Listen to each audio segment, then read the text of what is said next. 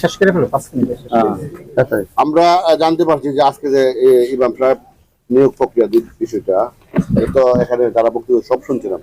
জি জি, আপনার কাছে শুধু একটি প্রশ্ন, বলুন। সরকারি গেজেট আকারে কোনো মসজিদের ইমাম সাহেব নিয়োগ প্রদান করা নির্ধারিত বেতনে বা মুয়াজ্জিন সাহেব নির্ধারিত কোনো বেতনে, এটা হাদিস কোরআনে আসলে কি আছে?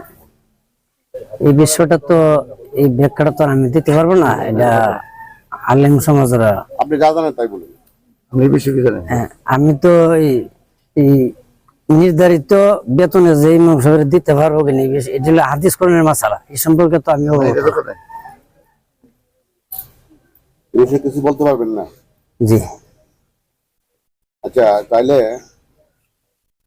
এই যে ইমাম সাহেব নিয়োগ প্রক্রিয়া দিন যে বিষয়টা নিয়ে আপনি দৌড়াদৌড়ি করছেন বা এখন নিয়োগ আপনারা মোটামুটি ইমাম সাহেব যে নিয়োগ দিছে, জি জি, ইমাম সাহেব নিয়োগ পাইছে, জি, এরকম কোনো কাগজ তো আপনার কাছে আছে? জি, কাগজপত্র তো আমরা আনি নাই, অর্ডার ছিল মডেল মসজিদের যে ইমাম সাহেব, হ্যাঁ, ওনার কাছে রেজাল্ট চিঠি আছে। আজকে এখানে নিয়োগ প্রক্রিয়া দিন, আজকে এখানে নিয়োগ হবে, এটা সবাইকে দেখাতে হবে না? না, এটা বলছে দিবে, পরে দিবে।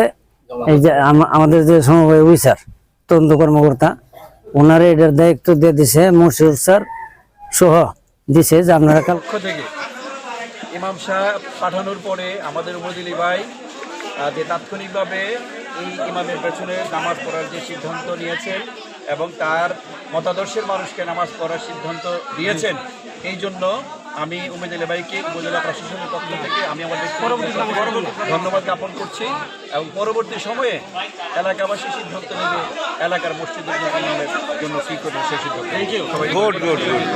আমাদের ইউনুস সাহেব একজন ইমাম সাহেব পাঠাইছে, ওখানে যেহেতু বিভিন্ন দেশ বিদেশ থেকে মান্য ব্যক্তি আসছে, উনার পিছনে ওখানে আমরা নামাজটা করে মহল্লাবাসী বুঝতেছেন, আমি বুঝাইয়া উনারা যেভাবে কন্ট্রোল আনছি ওনার পক্ষ থেকে ইমাম সাহেব পাঠানোর পরে আমাদের উপজেলি ভাই যে তাৎক্ষণিকভাবে এই ইমামের পেছনে নামাজ পড়ার যে সিদ্ধান্ত নিয়েছেন এবং তার মতাদর্শের মানুষকে নামাজ পড়ার সিদ্ধান্ত দিয়েছেন, এই জন্য আমি উপজেলা ভাইকে উপজেলা প্রশাসনের পক্ষ থেকে আমি আমাদের ধন্যবাদ জ্ঞাপন করছি এবং পরবর্তী সময়ে এলাকাবাসী সিদ্ধান্ত নেবে এলাকার মসজিদের ইমামের জন্য কি করবে সেই সিদ্ধান্ত।